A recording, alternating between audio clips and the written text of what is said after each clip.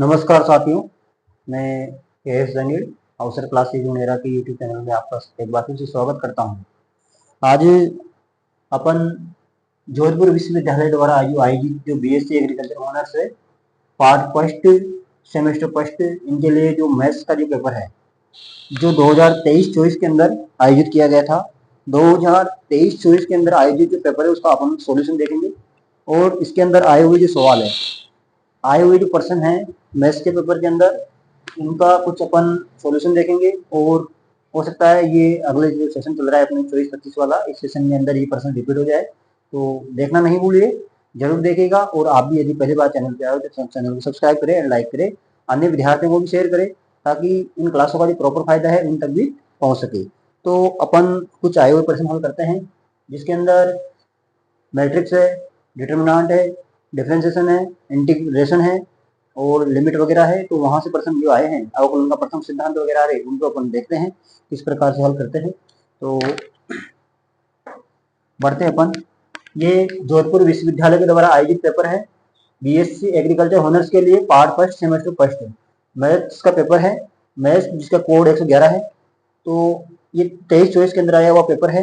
हो सकता है कुछ क्वेश्चन इसमें से रिपीट हो जाए, तो हमेशा एक बात ध्यान रखिएगा, जितने भी पुराने पेपर होते हैं अगर आप पुराने पेपर को हल कर लेते हो तो लगभग 10-5% तो वहीं से रिपीट हो जाते हैं। हर साल एक ना एक दो चार क्वेश्चन रिपीट होते हैं। तो पुराने जो प्रश्न पत्र है उनको हल करना चाहिए। तो अपन हल करते हैं, देखते हैं कौन कौन से सवाल इसके अंदर आए हैं। और एक बार अपने जो नोट्स कॉपी है उसके अंदर नोट कर लीजिएगा इन सवालों को। हो सकता है इनमें से कोई सवाल रिपीट हो जाए तो आपको आसानी रहेगी करने के अंदर और सोचना नहीं पड़ेगा। मैथमेटिक्स के अंदर ये होता है कि अगर कोई क्वेश्चन पहली बार आता है तो अपन सोचते बहुत है और सोचना पड़ता है। अगर कोई क्वेश्चन पहले से अपन ने देख रखा है तो उसे हल करने में आसानी रहेगी और ज़्यादा टाइम नहीं लगेगा। तो देखो पहला क्वेश्चन देखो, इसके अंदर अपन उठाते हैं पहले, सबसे पहले समाकलन से। पहला क्वेश्चन देखो, प्रश्न संख्या 1। कुछ सवाल अपन कर रहे हैं यहाँ पे। पहला प्रश्न है समाकलन से मान ज्ञात कीजिए। तो इसके अंदर लिखा है ज्ञात कीजिए, लिखा है यहाँ पे ज्ञात कीजिए, ज्ञात कीजिए, ऐसा प्रश्न दे रखा है। इंटीग्रेशन दे रखा है x+1/x dx। देखो बच्चों, ऐसे प्रश्नों को हल करना बहुत आसान होता है। सबसे पहले अपन को इंटीग्रेशन निकालना है, इसका समाकलन करना है। तो पहले तो सबसे पहले इसको पार्ट को अलग अलग करो। इसका जो हल है सॉल्यूशन, माना सबसे पहले माना i इक्वल टू, जो भी इंटीग्रेशन दे रखा है उसको i के इक्वल मान लेंगे, वो x+1/x dx। अगर आप तरीके से लिखेंगे तो पूरे में से पूरे नंबर मिलेंगे। डायरेक्ट अगर आप ऐसे लिखोगे और स्टेप को गायब नहीं करना है, अपने को लिखने का नंबर मिलते हैं। तो इस बात का विशेष ध्यान रखें, जहां लिखने के नंबर हो तो वहां प्रत्येक स्टेप को लिखना चाहिए। एग्जामिनर नहीं जानता है, कुछ भी नहीं जानता है, आप जितना लिखेंगे उसके नंबर आपको मिलेंगे। तो इस बात का विशेष ध्यान रखें कि जिस जो पेपर में अपन को लिखने के ही नंबर मिल रहे हैं, लिखने के ही, ये कोई ऑब्जेक्टिव टाइप प्रश्न तो पेपर तो है नहीं कि यहाँ पे टिक मारना है और राइट आंसर पे टिक मार के और पूरे नंबर प्राप्त कर लेंगे, ऐसा तो है नहीं। ये जो प्रश्न है, ऐसे जो प्रश्न होते हैं उनमें अपन को स्टेप को गायब नहीं करनी है, प्रत्येक स्टेप को लिखना है। यहाँ मैं कुछ स्टेप गायब कर दूं तो आपको ध्यान रखना है इस बात का कि स्टेप गायब नहीं करनी है, प्रत्येक स्टेप को लिख के आना है। एग्जामिनर कुछ नहीं जानता है, एग्जामिनर को अपन को समझाना होता है। तो आगे देखते हैं, आगे देखिए कैसे हल करेंगे इसको। आगे इस प्रकार हल करेंगे, जो प्लस में लिखा है x+1, इसको अलग अलग कर सकते हैं अपन। कैसे, देखो इसको अलग अलग कर सकते हैं अपन कि x के अंदर x का भाग लगाया +1/x, इसको अलग अलग करके ऐसे लिख सकते हैं। यहाँ देखो, ध्यान दीजिए, यहाँ पे इंटीग्रेशन x में x का भाग लगाएंगे, कितना आएगा, 1 आएगा, +1/x dx। इसको अंदर मल्टीप्लिकेशन करेंगे तो ये आएगा 1, इस dx का अंदर करेंगे तो ये हो जाएगा dx। इसको अलग अलग कर लेते हैं अपन, इंटीग्रेशन को अलग अलग करते हैं तो ये dx हो जाएगा प्लस ये इंटीग्रेशन 1/x dx। इसको यहाँ पे पार्ट को अलग अलग कर सकते हैं, dx का गुणा x से किया तो dx हो जाएगा इंटीग्रेशन dx, प्लस की जगह प्लस लगाया है 1/x dx integration 1/x dx। अब ये कुछ फॉर्मूले हैं जो आपको याद आना चाहिए, डायरेक्टली ये यहाँ पे लिख देना है, क्योंकि इंटीग्रेशन ऑफ 1/x dx जो होता है ये होता है log mod x plus c।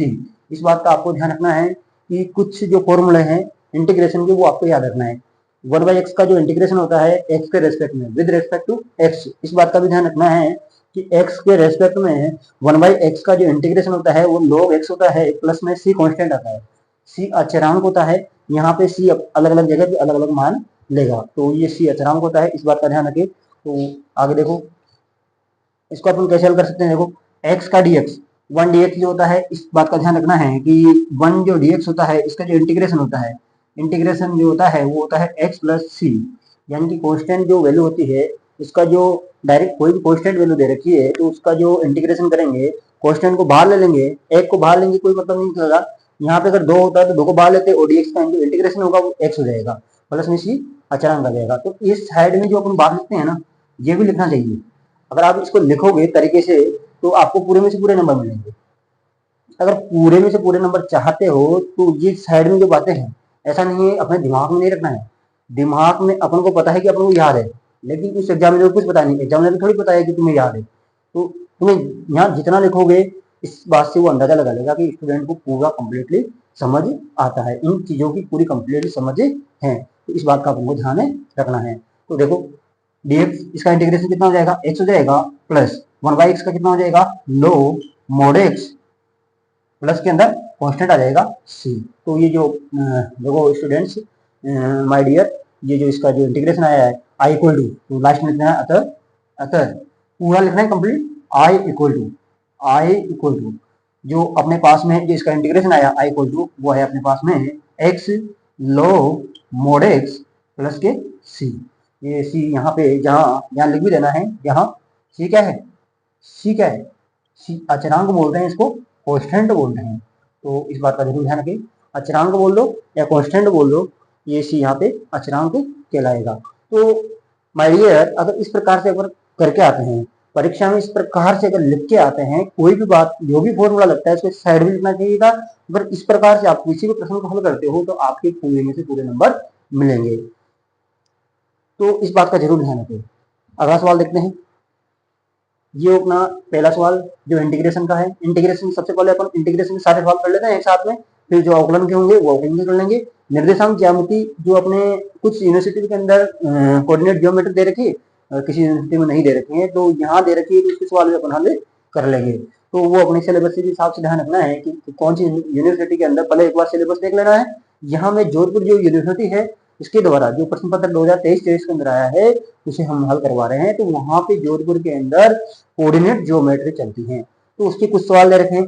दो बिंदुओं के बीच की दूरी, बाह्य विभाजन, अंतर विभाजन, तो इनके सवाल भी अपन लेंगे। सबसे पहले इंटीग्रेशन वाले सवाल देख लेते हैं, फिर इसके बाद में लिमिट्स वगैरह के लिए सवाल अपन वाले करेंगे। तो लगभग 2 या 3 लेक्चर के अंदर अपना ये पेपर कंप्लीट हो जाएगा। तो इसके जो जितने भी सवाल आए हैं सारे, इनमें से पॉसिबिलिटी है कि एक या 2 सवाल आपके रिपीट हो जाएगा। किसी भी एग्जाम के अंदर आप देते हो, कोई भी एग्जाम जिसके अंदर हायर मैथमेटिक्स पूछा जाता है, जहाँ पे ये टॉपिक लगा रखे हैं, वहां एक आधे सवाल आने की संभावना पूरी पूरी रहती है। तो आगे देखो अगला सवाल देखते हैं।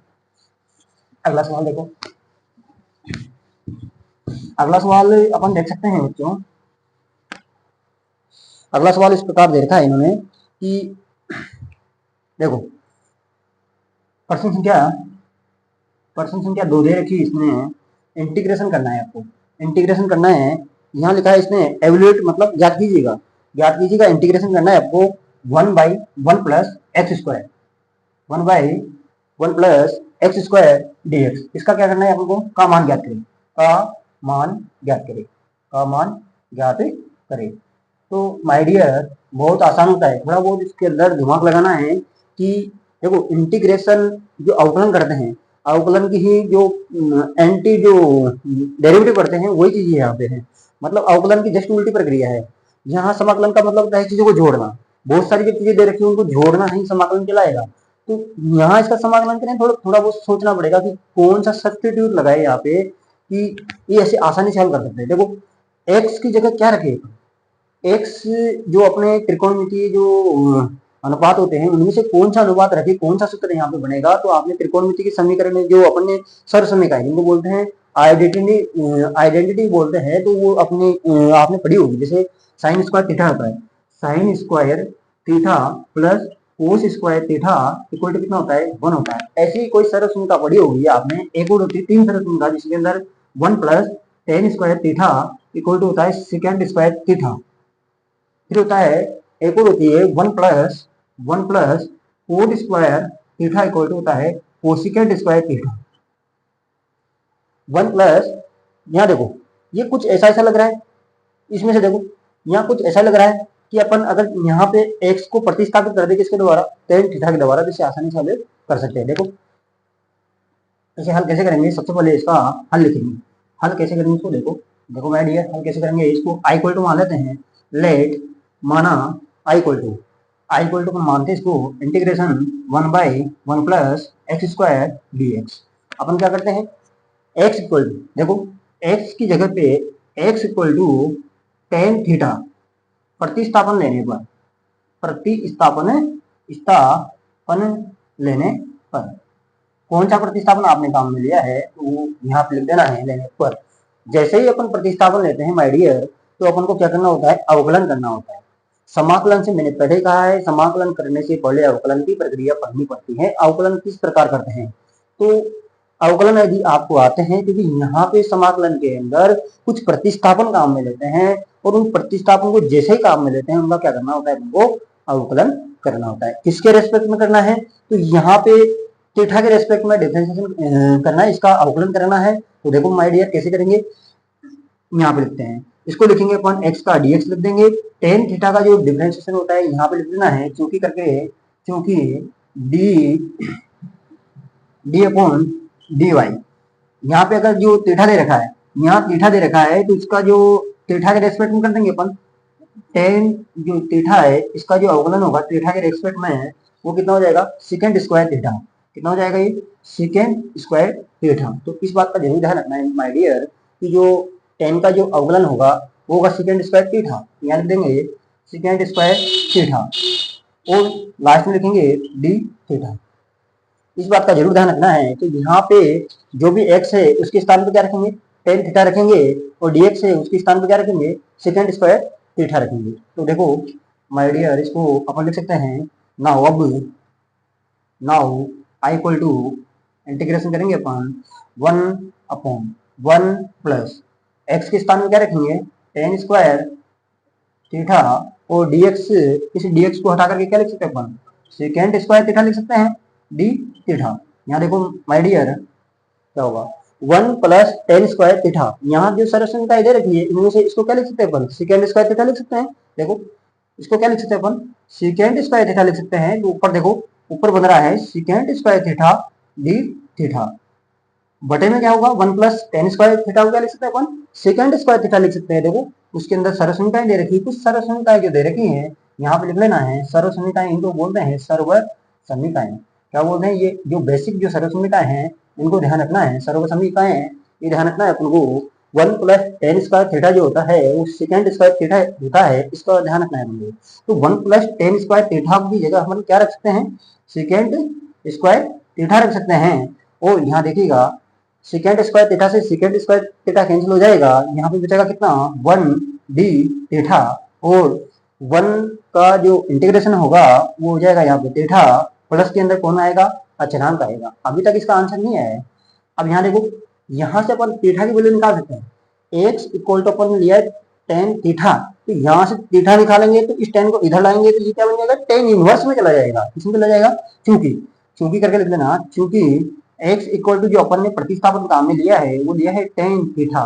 तो यहाँ से देर इंप्लाई करेगा कि यहाँ से अगर थीटा निकालेंगे तो कितना आएगा, tan इनवर्स x आएगा। कितना आएगा यहाँ पे, यहाँ से अगर अपन थीटा की वैल्यू निकालते हैं तो ये आएगा अपने पास में tan इनवर्स x। कितना आएगा, tan इनवर्स x आएगा। तो यहाँ पे थीटा के स्थान पे क्या कर देंगे, रिप्लेस कर देंगे। इसे समीकरण नंबर 1 दे दीजिएगा, इसे समीकरण नंबर 2 दे दीजिएगा। तो अपन करेंगे बाई इक्वेशन 1 एंड 2, इनके द्वारा अपन देखते हैं। तो अपना जो इंटीग्रेशन फाइंड होगा आई इक्वल टू थीटा के स्थान पे क्या रख सकते हैं अपन, tan इनवर्स x रख सकते हैं। तो ये रखिएगा यहाँ पे tan इनवर्स x प्लस के अंदर क्या रख देंगे अपन c। तो अपना जो इंटीग्रेशन आया वो आया I equal to tan inverse plus c। तो माय डियर अपन बहुत ही आसानी से कर सकते हैं। अपन को थोड़ी बहुत इसकी नॉलेज होना चाहिए कि अपन को यहाँ देखते हैं पहले पता लगना चाहिए था। अगर यहाँ ऊपर x होता तो अपन को थोड़ा आइडिया लगता बेसिकली कि x को पहले हटाएंगे कैसे। वहां पे अगर यहाँ x होता तो इसको पूरे को नीचे वाले को t मान लेते। तो अपन देखेंगे अगला कोई जो सवाल होगा इसके अंदर। अभी तक यहाँ x नहीं है तो यहाँ थोड़ा सोचना पड़ेगा कि यहाँ पे जो स्क्वायर है x की जगह क्या रखे, इसे आसान बन जाएगा। तो प्रतिस्थापन हमको काम में लेना पड़ेगा। प्रतिस्थापन के द्वारा समाकलन जो किए जाते हैं वो अपन को काम में लेना पड़ेगा। तो माय डियर, मैं आशा करता हूँ समझ में आया होगा। अगर आप भी पहली बार इस चैनल पे आए हो तो चैनल को सब्सक्राइब करें, लाइक करें और अन्य विद्यार्थियों तक भी इसे शेयर करें ताकि उन्हें भी प्रॉपर इसका फायदा मिल सके। तो आज के लिए अपन इतना ही करेंगे, आगे के सवाल करेंगे अपन नेक्स्ट क्लास के अंदर। जय हिंद, जय भारत।